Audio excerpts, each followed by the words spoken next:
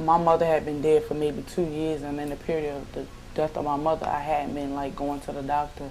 So me, my twin sister, and my other sister just decided to go get a physical. I made sure I told her I was sexually active, and then she asked me if I wanted the HIV test. 2 weeks later, she called me back for my results, and she told me that I was positive. I actually thought maybe they confused the test between myself and my twin sister. I only been with one other guy other than the guy that I was seeing. My twin sister was more promiscuous than I was, so I thought maybe she had more of a chance of being HIV positive.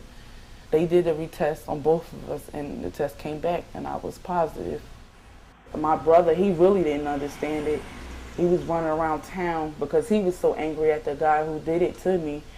He wanted to hurt him and stuff, and he was running around town thinking he's helping me, but telling everybody, oh, that dude gave her HIV, gave her AIDS and stuff. And meanwhile, he's telling the whole town where I live at that I was HIV positive. So I just picked up and went down south. I just felt so good because I felt like this human. You know, I didn't feel like the girl with AIDS. You know, I didn't feel like I had to justify anything to anybody, or if I wanted to hang out, or if I was flirting, somebody's looking at me like I shouldn't be flirting because I'm HIV positive. And I found myself getting drunk one night, and I ended up having sex with this guy that I loved. We were using condoms and things like that, but the condom bust.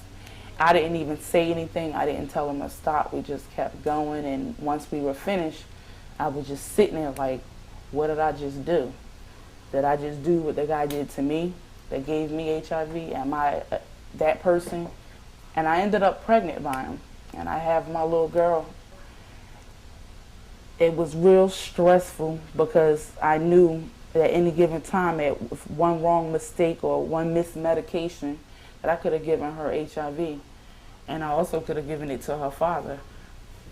And although her father doesn't have HIV, I still haven't told him that I'm HIV positive, and I still talk to him. As a matter of fact, I talked to him yesterday.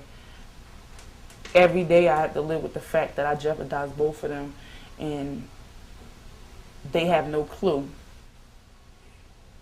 My worst case scenario with this situation would be that somehow, because he's so angry and pissed at me for betraying him, that he won't be in my daughter's life like he should be. I don't want my daughter growing up angry because her parents can't get along because her mother failed to tell her father something she should have told her. She shouldn't have to pay for none of my mistakes because I never gave him the opportunity to say that he wanted to deal with somebody in this situation, somebody living with HIV. I don't want, when I tell him, he be so angry with me and he hope I die or hope something happened to me, or maybe try to take my child from me or something. I've gotten to points where, okay, I'm going to tell him that I have these anxiety attacks where I can't breathe, I can't sleep, I can't eat.